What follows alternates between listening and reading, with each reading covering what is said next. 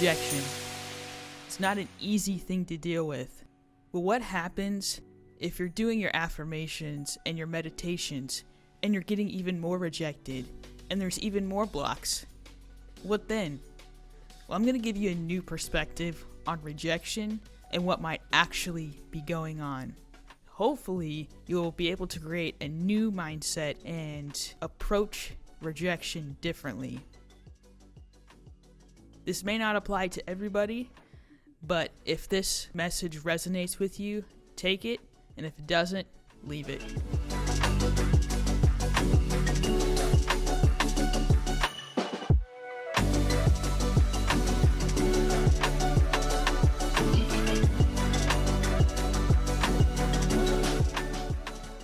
So for this episode, I'm going to give you a scenario. Again, the name of this channel is Diamond Express, so we're going to talk about diamonds.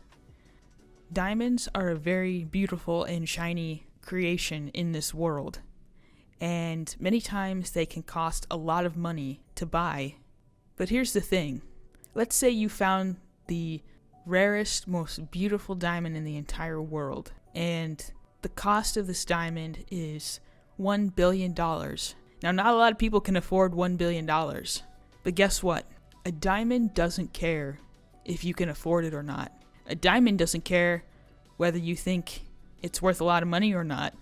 A diamond doesn't care whether you think it's beautiful or not. It simply shines and is beautiful because that's what it's meant to do. You see, as humans, we're meant to be beautiful and shine our light and be authentic. But oftentimes, we tend to dim our light. We start being less authentic because we see that there's lots of people that come around and say, oh, I can't afford that. Or they start rejecting us and say, I don't think you're right for this position, or this thing and that thing. Or maybe they don't even show up and you are one of those businesses that has very few clients. This is something that you have to think about. And this is a hard lesson that I've had to learn in my life, but especially when I was working with the immigrant and refugee population, I started to notice a pattern of thinking. Now, this is not to judge other people, but it's to help give you a broader picture of what's actually going on in these situations. What I'm going to tell you is that some people don't want the best in their life. And when you come around and when you're shining your light and you're bright and you're happy and you're the best thing that's ever happened to them, those beliefs that they've had where they don't deserve the best things in life, or, if it's too good to be true, it probably is. All those thoughts come back and they start rejecting you. They don't want to see you. They don't want to talk to you. They don't want to hire you. They don't want your services. And as humans, we often see that as, oh, well, maybe it's me. Maybe I'm doing something wrong. Maybe I need to change this, or maybe I need to change that. And sometimes you do. But if you've been working on yourself, if you've been doing tons of meditation, tons of affirmations, if you've been going to therapy, you've been healing all your wounds, and you're getting a lot of rejection, it's most likely on their part. But you need to be like the diamond. You need to not care who can afford you and who can't afford you. You need to not care who thinks your stuff is great and who thinks your stuff is crap. You've just got to shine and do the things that you were created to do. Whatever your skills and talents and gifts are that you're supposed to share with the world, you need to do that. And it sounds easy, but it takes some work. And once again, remember that some people don't want the best in life, and that if you continue to approach things from the mindset of, I'm the best, I'm the valuable gem, I'm the diamond, not in a cocky way, but in a humble way, then you'll start noticing that one by one, those people that do believe that they deserve the best in life, they're going to start coming to you.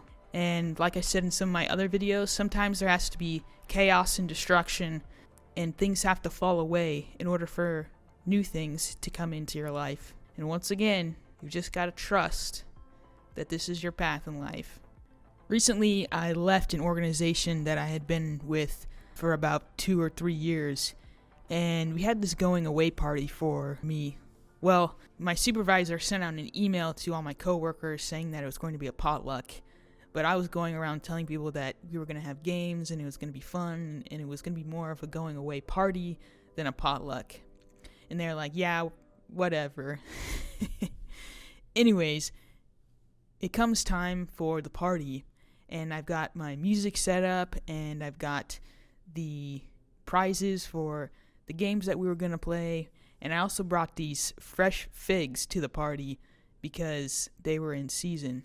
Well, anyways, so many people talking about how great the figs are and how thankful they are that I brought fresh figs and how it just made the party so perfect.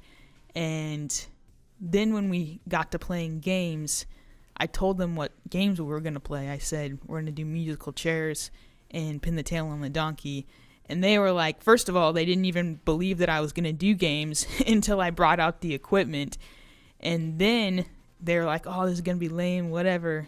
Anyways, we're at the end of the games. People have won prizes already. And everybody was practically on the floor crying and laughing because they're having so much fun.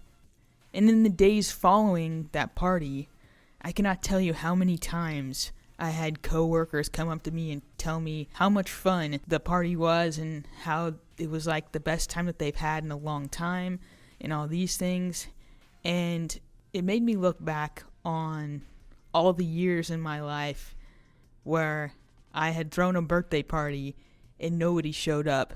And it was probably about 10 or 11 years of my childhood where that happened. It really made me feel like there was something wrong with me. Like maybe my parties weren't as cool. Maybe I wasn't as cool as I thought I was. But that wasn't the truth. I've had great parties. I've had fun parties for my whole life. And it doesn't matter who shows up and who doesn't show up. Because ultimately, people have their beliefs about what they think is going to be fun and what they think is going to be cool or whatever. And it's not my job or anyone else's job to change those people's ideas. It's just our jobs as humans to shine our light, like I said earlier.